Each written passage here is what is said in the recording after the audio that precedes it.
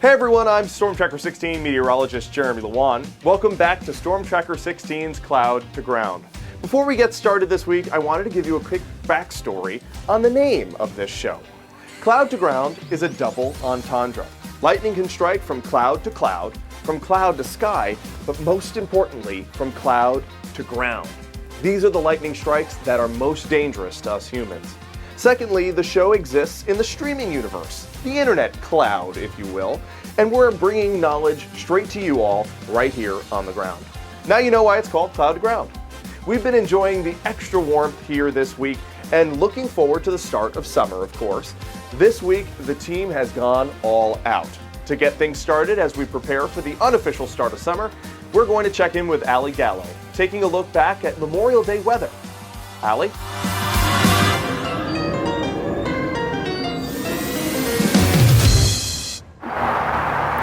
This week, we hit 90 degrees for the first time this year here in the Scranton area. But by the holiday weekend, we are going to see some major changes. Memorial Day weekend is often considered the unofficial start to summer, but here in northeastern and central Pennsylvania, it usually takes Mother Nature a little bit longer to get on board. This week, we're taking a look at what the weather typically looks like for us on Memorial Day weekend. We started the week with record-breaking heat with high temperatures in the 90s both Monday and Tuesday. We're heading into Memorial Day weekend, also talking potentially record-breaking temperatures, but not the kind you want if you have outdoor plans this holiday weekend. It will likely only be in the mid-50s on Saturday, which could be the coolest high temperature ever recorded for that day. The record for May 23rd is 53 degrees, set back in 1963. It won't only be chilly, but rainy too. Not ideal for the ceremonies, parades, and all of the other holiday festivities that happen this weekend each year. Here in Jessup, a beloved tradition on the Saturday of Memorial Day weekend is St. Ubaldo Day and the Race of the Saints. The Jessup Hose Company No. 2 annual carnival is actually all weekend long, and last year, organizers told us folks still show up even in the rain. I mean, we're going with everything, rain or shine. As long as it's not a downpour where it's a safety issue, we are running everything. It will get a little bit warmer as the weekend goes on, and while there is still rain in the forecast for Memorial Day on Monday, temperatures should be much closer to average. Speaking of average, we should be in the low 70s this time of year. The warmest May 25th ever on record was more than 100 years ago. In 1904, the high was 91 degrees, and the coldest May 25th on record was in 1925, when the high temperature was only 48 degrees. In the past 10 years, we've actually had some pretty warm Memorial Days. Last year, the high was only 70, but in the years before that, almost all of our Memorial Days were above average, with the exception of 2017. The high on Memorial Day that year was only 64 degrees. 5 years ago, on May 31st, 2021, it was sunny and seasonal with a high of 72 degrees for Memorial Day. But the holiday weekend leading up to Monday was a much different story. Friday was dreadful. It was horrible. It wasn't only rain, it was cold. And that rain and cold impacted many events that year. Here in Luzerne County, the Sweet Valley Volunteer Fire Company's Memorial Day Fair and Parade is the biggest fundraiser of the year. Every dollar raised goes to maintaining equipment and providing training to volunteers. Friday hurt us a lot with the weather. Dreadful was a good word to describe that day. Nearly an inch of rain fell in northeastern Pennsylvania that Friday, May 28th. Then the next 2 days after that, it was record cold. The high temperature on Saturday, May 29th was 50 degrees, and the high on Sunday, the 30th, was 52 degrees. These were the coldest afternoon highs for each of those days since record-keeping began more than 100 years ago. More rain fell both of those days too, so by the time Memorial Day Monday came around, it seemed folks appreciated the nice weather even more. Oh, it's beautiful out today. Nice and perfect weather to be out here. It's a beautiful day to get out and enjoy the weather and, enjoy Knoebels. Knoebels was packed that day, but the nice weather was probably even more valued at Memorial Day parades and ceremonies like this one here near Tannersville. Oh, it's great. It's just great. It's wonderful. I'm glad to see the great turnout. Yeah. And the weather. Memorial Day weekend is often considered the unofficial start to summer, but the official start to summer is still a few weeks away. This year, the summer solstice is on Sunday, June 21st at 4:24 a.m. Thanks for joining me this week. I'm Allie Gallo. Thanks, Allie. I hope you'll all have a great Memorial Day weekend, and thank you to all who have paid the ultimate price for freedom. When we come back from red, white, and blue to white, gray, and black, what makes clouds the colors they are? Joe Snedeker has that pondering on Cloud to Ground coming up next.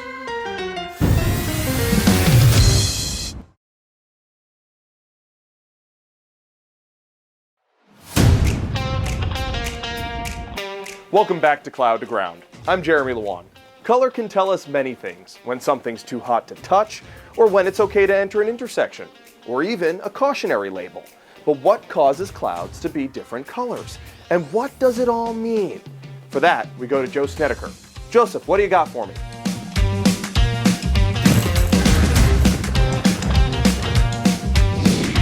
Hi folks, and welcome to the lightning round. Remember, every week we're going to answer your questions. Sometimes we'll do 1, 2, 3, sometimes 1. It all depends. I got this great question from Lisa from Montoursville. She said, "Hey Joe, clouds seem to be white and fluffy, other times grim, dark, and gray, ready to unload precipitation and storm energy, sometimes even orange.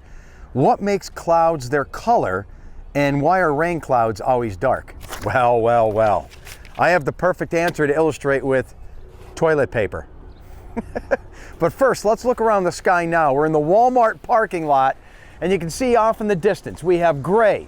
We have light white colored clouds. We have some darker grays over there. Over here by the sun, again, we go from white to light gray to dark gray. What the heck is with all these different colors? Well, toilet paper is the perfect illustrator. Watch this. So, clouds, like toilet paper, reflect sunlight, all different colors, and that gives us a white color. So when the sun hits this material, it scatters all the colors of light and you see white. There it is. Clouds should be white, right?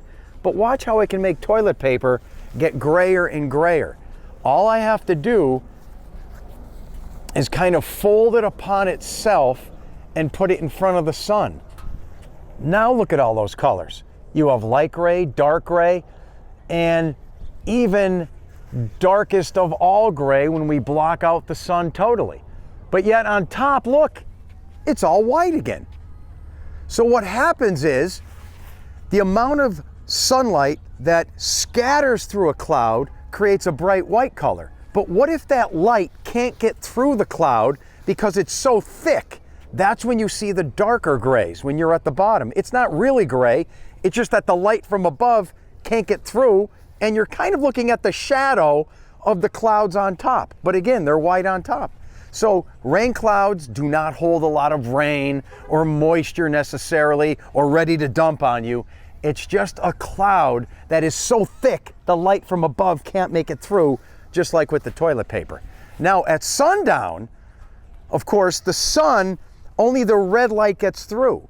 So if the red and oranges hit the cloud, it's going to appear orange, only because it's an orange sun at that time. So you can get all different colors: light gray, bright white, dark gray, orange, red, but it's all the tricks of light. Okay? And toilet paper is the perfect illustrator. So if you got a question, toilet paper, cloud related, storm related, whatever it is, get it in. We'll do this every week. It's weather@WNEP.com, weather@WNEP.com. We'll be back next week. Thanks, Joe. You know, kids are often the most inquisitive with great questions. Here's Chief Meteorologist Kurt Aaron with a bit of a perplexing query regarding water and sand.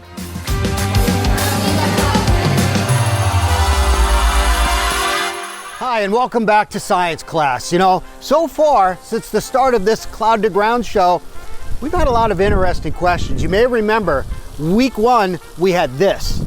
How do you track the weather? How do you predict what's coming?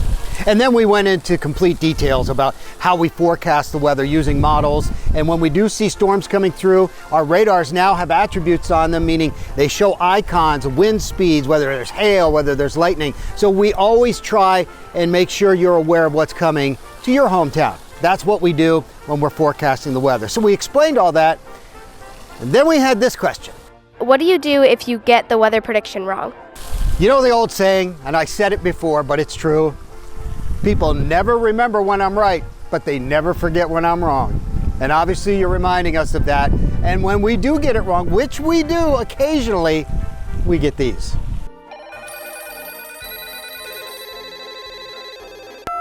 This is for all of the WNEP weather people. Thanks for the heads up, or should I say lack or no heads up of all this snow this weekend. If you had any other job, you'd be fired. Okay, enough of all that. Now, let's look ahead to this week's question. Producer of this segment, Courtney, picked this one out, and I think it's really cool. What would happen if there was a sandstorm and a rainstorm at the same time? That's a great question. Thanks for asking. So what happens when a sandstorm meets a regular thunderstorm? Actually, they kind of feed off each other. As a matter of fact, it's a lot more common than what you might think. They're also called mud rain. That's because they interact and they bring mud down on things like cars and houses.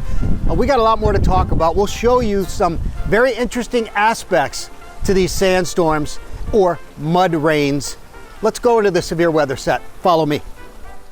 Okay, so here we are back for science class in the severe weather set. We've got some explainers to talk about dust storms and regular thunderstorms, because believe it or not, they feed off one another. And in order to have mud rain, you have to have a little bit of both. So for that, let's go to the big board and we'll talk about it. Okay, so coming over here to the big board, now we can see this much clearer. Dust storm explained. Now, when we talk about a mud storm, because that's what you're asking, what happens when you get a regular rainstorm and a dust storm and they collide? Well, you get that mud rain. And this happens because you typically have to have like a thunderstorm that you're seeing here. It causes this downflow that hits the ground, and that picks up particles from the ground and throws them up into the air. So winds pull the dust from the ground into the air, and then they interact with the storms themselves. Now, you add rain onto this and you get mud. And that means you can be talking about, again, mud on cars, mud on roadways, mud on your houses. And as I mentioned, this happens a lot more than you think. Matter of fact, it happens really often in places like the Canary Islands. So it also helps cleanse pollutants out of the atmosphere. So it's not all bad. But boy, take a look at these photos. You can see it makes quite a mess on cars, on houses. So how rare is it? It's rare for us here in northeastern and central Pennsylvania, but it's not completely uncommon across the globe. So there you go. What happens when rain and a dust storm collide? It's called a mud storm. So there you go. Thanks for the question. We appreciate it very much. Now, next week, it's podcast. And we've got a question on that. It's been so hot lately, as you know. We were breaking records earlier in the week. What happens when it gets really hot outside to your pet's paws? Answers to that with Dr. Dorton from Scranton Animal Hospital next week. So make sure you tune in for that. And here's a look at our next science class question. Take it away, Courtney. And my question is, how do tornadoes form? Okay, that's it. Class dismissed for today. Have a wonderful day, and we'll see you next week. Thanks, Kurt. Stay with us because Anthony Bordenero brings all of our viewers into the whiteboard. We'll be right back on Stormtracker 16's Cloud to Ground.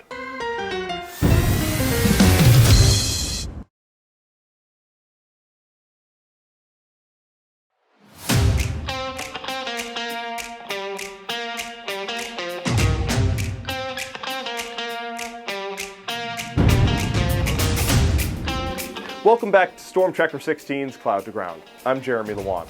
Anthony Bordenero has turned his whiteboard into a telecommunication device to get our viewers involved.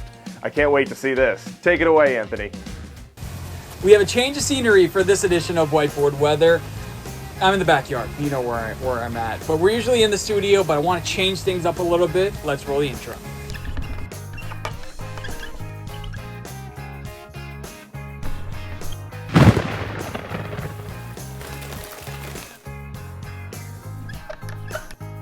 Today we are talking all about records, and before we get into that, I actually want to reverse and flip the whiteboard. And this is a tally that I'm going to try to get started: 80-degree days and 90-degree days. We had earlier in this whiteboard weather series a snow ruler where we calculated the amount of snow that we got during the winter. I want to calculate the number of 80-degree days and 90-degree days. By calculate, I mean tally. So far, 7 80-degree days in the Scranton area and 2 90-degree days. If you're curious, we see about 70 80-degree days per year and about 11 90-degree days per year. I guess you know. Make it a little bit different from the tally mark. So yeah, we are about 10% done with our warm days. A lot of warm days are ahead, so enjoy it. But I want to talk about those warm temperature records and those cold temperature records. This is for the Scranton area. Now I decided to look at it, right? Because we just, in recent days, we're nearing high temperature records. And earlier this spring, we had low temperature records. Now I'm looking at it for the past 4 years, so a presidential term. How many times have we had a high temperature record and low temperature record? As you can see, it's a lot. For the Scranton area, I ran out of space on this side. 57. And then this is easier to count, 7. So outnumbering about 8 to 1, we see 8 warm temperature records for every 1 cold temperature record here in the Scranton area. Now these are both for afternoon high warm temperatures, warm low temperatures in the morning, and then cold afternoon temperatures, and then cold morning temperatures, obviously, as well. Now I want to highlight just over this past year what we've seen. So 2026, we saw 1 cold temperature record. That was that deep freeze we had late or midway through the spring, and then that really cold day. You remember that day, Super Bowl Sunday? Only 10 degrees in the Scranton area. That tied a record. And then here's 1. Here's 2. There's 3. There's 4. And the day I'm recording this, 5 warm temperature records for the year so far in 2026. This marker no longer works. 5 warm temperatures so far in 2026 and 2 cold temperature records in 2026. So yeah, it's certainly been a warm year so far. Well, I would say a topsy-turvy year. We have certainly had the warm days recently and the very bitterly cold days that set some records. What we're going to do next, I don't know the answer to. We're going to see whether a high temperature record is more likely in the colder months, the warmer months, and we're going to figure it out based on the meteorological terms of things. So December 1st is the start of winter, March 1st is the start of spring, June 1st is the start of summer, and then September 1st the start of fall. So starting off with, we'll do fall is going to be orange. So orange, orange, orange.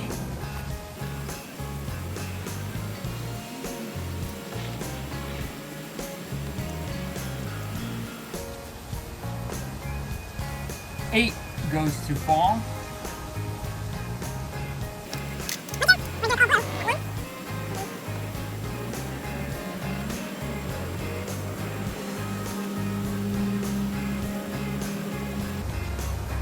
We got 9 that goes to winter, and then for summer, we're gonna pick a fun color, this little neon green. Summer.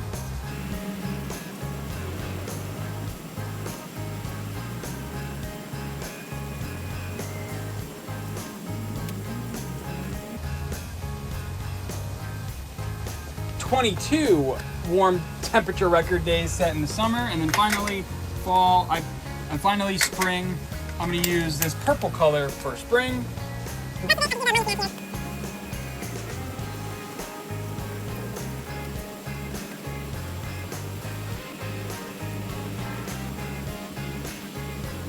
'18 happened in the spring. So yeah, warm temperature records are more likely to be set in the summer and the spring than the fall or the winter. What did we learn today? I'm not sure what, but it was certainly fun looking at the temperature records here. We'll see what we get this summer. So if anything is the hint, we may see some more warm temperature records here coming up this summer. On average, about 4 to 5 per summer. So we'll see about that. My name is Anthony Bordenaro here in our WNEP backyard. That was a little bit of an interesting edition of Whiteboard Weather. We'll be back once again next week. Thanks, Anthony.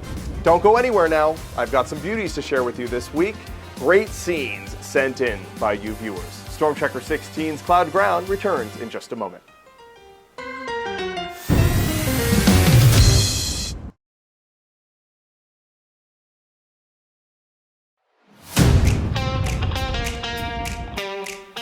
Welcome back to Cloud to Ground.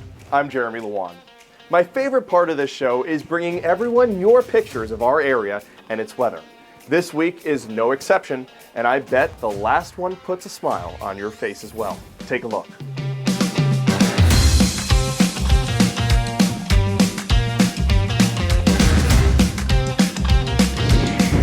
Every week, the weather tells a story, and sometimes the best way to see that story is through your eyes. Welcome back to This Week in Weather, where your photos help tell the story of the skies above us. We take a look back at the past with photos sent in by viewers just like you, right here on the Plus. From dramatic skies to quiet, beautiful moments, these snapshots capture what it really felt like to live through this week's weather.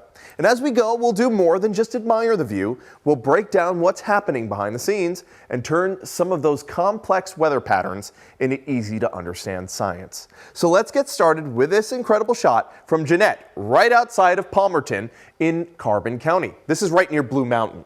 Today, we're going to be focusing on this cloud formation that looks like the sky painted it itself, Asperitas clouds. Now, at first glance, these clouds almost seem unreal. The underside of the cloud deck appears rough and chaotic, like waves on a stormy ocean suspended overhead. Deep folds and ripples and rolling textures stretching across the sky, giving the impression that the atmosphere is churning in slow motion. Now, there's movement in their shape, even in this still photograph. It's dramatic, eerie, and strangely beautiful all at once. Asperitas clouds are relatively rare, and while they often look threatening, they don't necessarily mean that severe weather is about to happen. In fact, they usually form in the aftermath of thunderstorms, when the atmosphere is still turbulent and unsettled.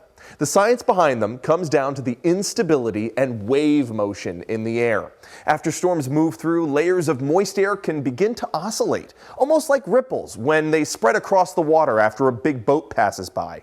Wind shear, where winds change speed or direction with height, can further twist and sculpt the underside of the cloud layer into these rolling wave-like patterns. What makes Asperitas unique is this dramatic underside texture, light and shadow enhancing every dip and ridge. And depending on the time of day, the lighting can make them almost look metallic or otherworldly, like captured here by Jeanette. Thank you for sending in this picture, Jeanette. It's truly outstanding. Now, Asperitas clouds, like these, first gained widespread attention in 2009 through the Cloud Appreciation Society. Did you know that existed? In 2017, it was officially recognized and added to the International Cloud Atlas. Did you know that existed? Marking the first new cloud classification added since 1951. Now, the name Asperitas is derived from Latin and basically translates to roughness, a fitting description for its turbulent, wave-like appearance. It's one of those reminders that the atmosphere is constantly in motion, shaped by invisible forces we can't see, only revealed when the clouds act as the canvas. What else is in motion is the awakening of the spring season, and there are flowers blooming and baby animals being born at every turn. So I'll always end this segment with a photo or two that make me smile, and I want you to take a look at this. The first photo was taken by Kim up in Montrose, and I truly love it. Two geese gliding across the lake, proudly leading a whole parade of goslings behind them. And I don't even think I've ever seen this many goslings at once before. I hope that Mother Goose had a happy Mother's Day earlier this month. Calm water, soft evening light, and a growing family, exploring the world one paddle at a time. Now, this second photo I'm going to point out here was taken by Martha in Equinunk, showcasing a whole menagerie of kits, the scientific term for baby foxes. Now let's count them together. 1, 2, 3, 4, 5, 6 kits peeking curiously out from under the shed they were born. And there's a playful energy here, exploring their new world, and just a hint of mischief already showing through. Moments like this are hard to miss, but they're part of the season's story too, and they were captured beautifully by Martha, as warmer weather brings new life into fields, forests, and even our own backyards. That's a look back at this week in weather, captured through your lens in moments, colors, and skies right from where you live. Keep those photos coming because you never know, you might see your snapshot featured right here next week. I can't wait to see what you send in. I'm Jeremy Lewan. The entire Stormtracker 16 team hopes you had some fun and maybe learned a little something with us today. Join us each week for a new episode of Stormtracker 16's Cloud to Ground. Thank you for joining us on the free WNEP app. We are proud to serve.